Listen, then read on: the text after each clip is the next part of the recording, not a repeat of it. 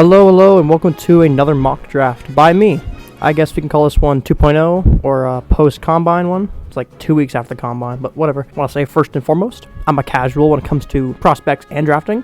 So I might be terrible at this, like I said last time, but forgive me. Please, just take it easy on me, okay? But before I start, I'm going to say this. There's a lot of smoke screens every year in the NFL at the draft. And the biggest ones are usually with quarterbacks. There's been big smoke screens for quarterbacks for the last few years. There's one this year that I think is going to happen again. I won't say him, but we'll get to him later on in the video. But last year, Will Levis was projected to go in the top 10, even top 5 for some teams, and he ended up falling to the second round. The year before that, it was Malik Willis, who was projected to go in the top 5 for some people and top 10, and he fell to the third round. The year before that was Mac Jones, who was projected to go top 5, top 3, and he fell to the middle of the first. So there's smoke screens with a quarterback usually who's not supposed to go that high, and they end up saying, oh, he is going to go that high, and then he ends up not being that high. And I think there's a quarterback this year who I think is going to be that type of player. Not saying he's a bad player, not saying he's going to be bad or anything, but I think he's going to be that player this year. We'll get to him when we get to him, but let's start the draft. So the first pick in the draft, the Chicago Bears are going to take Drake. No, it's Caleb Williams. It is Caleb Williams. I remember last year it was Bryce Young, but like there was some chatter about being C.J. Stroud, even Will Levis.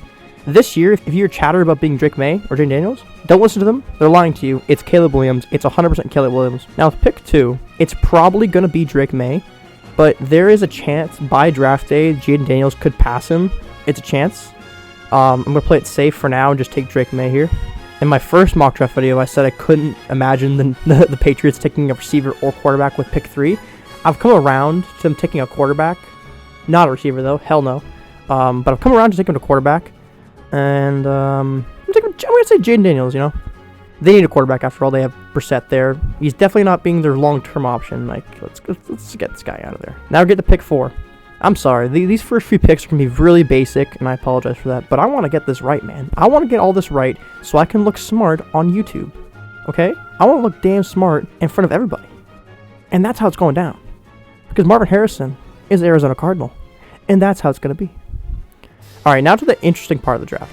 Now, the Chargers trading Keenan Allen actually makes things interesting, because the Chargers were favored to get either Joe Alt or Brock Bowers with their 5th pick, but now I think they're going to be favored to get Malik Neighbors here, and that changes a lot because players like Brock Bowers, I think he's going to drop a lot if the Chargers don't take him here, and I don't think they will. And I think they're going to take Malik Neighbors at pick 5. Now, pick 6. Now, they could take quarterback here, but I don't know about the Giants, but the quarterback I'm talking about is J.J. McCarthy. He is young and raw, and this guy needs development. He cannot go in starting games right away. He needs to sit a year. This guy needs to sit a full year behind a quarterback. He cannot start, or they will ruin him. And every team here, out of all the teams in the NFL who need a quarterback, the Giants are the most likely to ruin a quarterback. And I think they would ruin J.J. McCarthy of any potential he has. So I'm going to say they don't take him. And I'm going to say they take Joe Alt because they need O-linemen, and they suck at drafting O-linemen. Let's be honest here. Besides Andrew Thomas, who is great, they suck at it. But, they got Andrew Thomas. But, a broken clock's right twice a day. They're going to get it right eventually. So I think they'd rather take the very for sure guy, knock on wood, who's going to be great, than take another guy in the 2nd or 3rd round who they think might be good. So I think they're going to play it safe. Take Joe Alt. They could take Rome Odunze as well, but I think they're taking Joe Alt here. Pick 7. Again, they don't need a receiver. I don't think this is a great wide receiver class. They could draft a wide receiver in the 2nd or 3rd round. That's going to be really good. They already have Calvin Ridley, DeAndre Hopkins, and they just signed Calvin Ridley to a big deal. So I don't think they need to take Rome Odunze here. I think they're going to take Talisi Fuaga because they need a tackle. I think Peter Skronsky, he's good, but he's transitioned to guard, and they need a tackle so Will Levis doesn't die. So Talisi Fuaga is a beast, man, and I think he's going to the Titans. Now, I think the only pick here that makes sense of the Falcons is edge, in my opinion. Now, any of these top 3 guys right here could jump up to being the first edge taken, especially Laiatu Latu, who is very good. I've recently watched the videos and stuff on him. He's really good. I always knew Dallas Turner was good, but Jared Verse, Latu are very good. But for the fun of it, I'm going to say the Falcons take Jared Verse at pick 8. Any 3 of these guys could be the first one gone of the edge. Any 3 of them by the time it's draft night. But I'll say Jared Verse goes to the Falcons. Now the Bears, again, the Bears could take Rome Odunze here and have Rome Odunze DJ Moore, Keenan Allen, and Cole Kmet and be a deadly receiving room. But I think they want to also protect Caleb Williams as well. I'm going to get them to take Olumui Fashono just to be safe because they already have weapons. I know, obviously. They have weapons. They don't want to ruin Caleb Williams. They want to protect them. They already have great weapons for him. And Rome Odunze is tempting. It is tempting. But I think they take a tackle there. Now the Jets fall right into the laps of Rome Odunze. I was going to have them originally take a tackle here, but they signed Tyron Smith. And if Tyron Smith can stay healthy, he's one of the best left tackles in the league. So they wouldn't need to really draft one. They could probably draft another tackle or guard later in the draft. And they get Rome Odunze to fall right in their laps. Now the Vikings. Now these 3 picks right here, even maybe the Saints too, could have a quarterback going. But I think it's a smokescreen, like I said. So, I don't know why it says tight end. They have T.J. Hawkinson, but whatever. Quarterback, guard. I don't know too much. I'm going to say they're going to take an defensive interior. I think they're going to take Byron Murphy here. Just because they've signed guys like Van Ginkel and Jonathan Grenard at the edge, and the interior guy, and Byron Murphy would be great.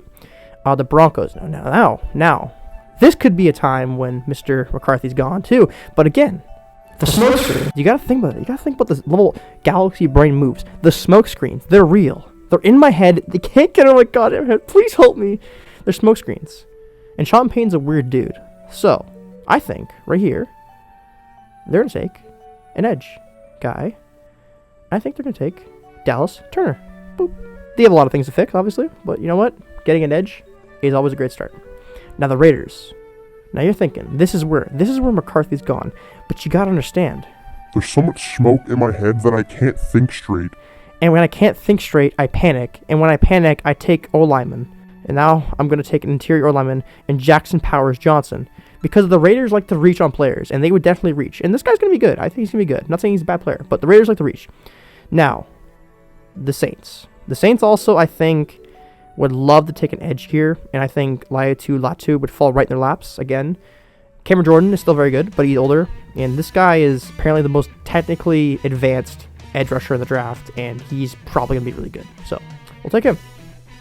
Now, the Colts are pretty good. They could take receiver here with a Brian Thomas Jr., or a Ladd McConkey, or Adonai Mitchell, but I'm going to play it a little safe. I'm a safe person. I'm going to say they take Quinyon Mitchell as a DB.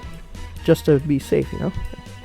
All right, now the Seahawks. The Seahawks had both their tackles just like explode in week 1 last year, but I think they're back now, right? I don't know. Who knows?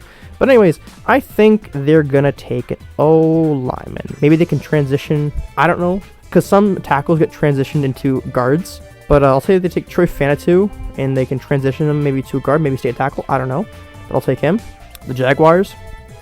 The Jaguars need quite a few needs. They do have Trevor Walker. He was better in year 2, and Josh Allen is signed. So I don't think they would take edge again. They could, but I'll say they go to DB. It's a good DB class. Where's DB? Where the hell am I going? Nate Wiggins, obviously, is a good choice from Clemson. Now, this is where I think Mr. Brock Bowers falls to. Rank 7. I originally had him going to round like maybe the Chargers, but no wide receivers, and Malik Neighbors is right there. You gotta take him, and I think Brock Bowers falls to the middle of the draft, right into the hands of the Cincinnati Bengals. Now, the Los Angeles Rams. Now, by the time this happens, the Rams may have traded their pick because they can't help themselves. You know they can't help themselves. We all know why. And they could take a few things here, but I think they're gonna take a tackle just to be safe. J.C. Latham is, some people are saying he's the best, like overall tackle, so you can't go wrong there. Now, the Pittsburgh Steelers, well, they got quarterbacks. They got Fields and Wilson. They don't need a quarterback. They don't need J.J. McCarthy. They could take him here, but I'm not going to have them take him here. Now, wide receiver, they got George Pickens. They lost Deontay Johnson. Oh, man. Damn. Screw it. I'll say they take Brian Thomas Jr. He's a big receiver, and he can pan out. He could be number 1 there. Yeah, screw it. I'll tell you Brian Thomas Jr. Now, the Dolphins have quite a few holes to fix. They've recently lost their defensive interior, Christian Wilkins. So I think they're going to replace them with Jerzon Newton. Right here. Oh, pick 22. Wow. Does it say wide receiver? No, I'm like, I don't know their depth probably not the best, but like they literally have one of the best duos in the league. That's crazy. I think they're going DBs again. I think they will. And I think, they could take Cooper DeJean or Teron Arnold or Kool-Aid McKinstry. You never know. Like, Kool-Aid is favored to go 34, like ranked 34th in the draft. He could go in the middle of the first round. Like, it's all predictions, you know. But also they get Teron Arnold here.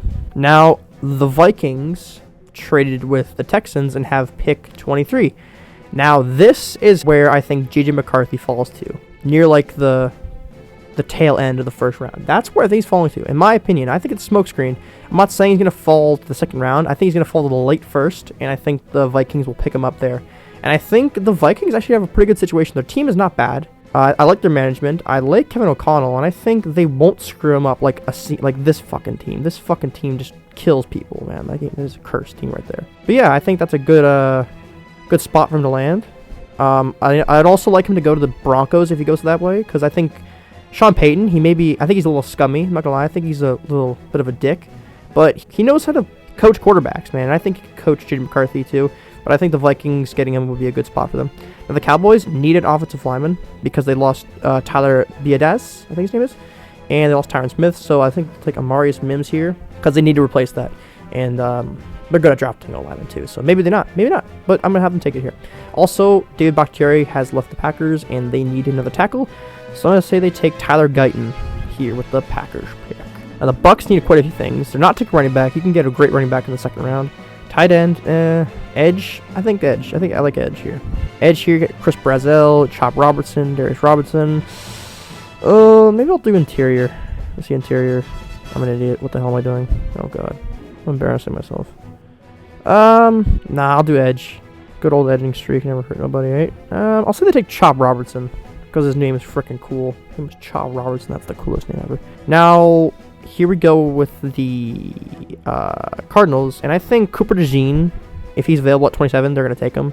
Because he's very highly rated and going to be in the first round eventually. Now, the Bills. Now, you never know. By the time the draft starts or before, Stephon Diggs could get traded. You never know.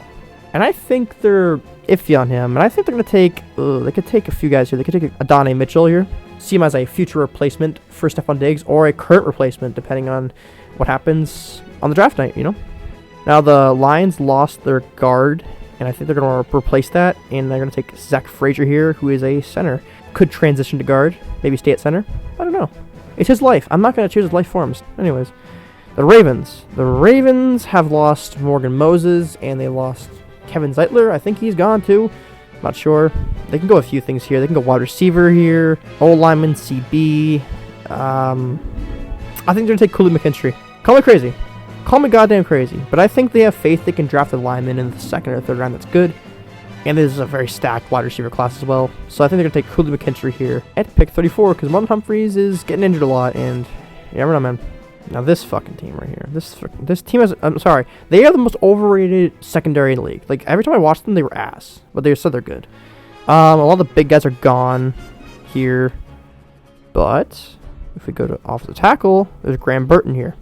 And Graham Burton is going to be a Niner. Now we got pick 32 with the Kansas City Chiefs. And this breaks my goddamn heart. But there's still so many good receivers left. And I think they're going to take Ladd McConkey, who's literally one of the best route running receivers in the draft. Possibly the best. And they're going to get him. And I'm going to cry. But yes, that is my mock draft right there. Only 4 quarterbacks taken. I think quarterbacks 5 and 6 will be taken in the second round. Maybe I'll make a video on second round ones too, but I don't know. But yeah, there it is. There's my mock draft. It's probably going to be really wrong. I can't wait to see J.J. McCarthy go number 1 overall in April, and I'll look like a giant fool. But yeah, that's it. Hope you enjoyed the video. Please leave a like, and enjoy the rest of your day. Thank you.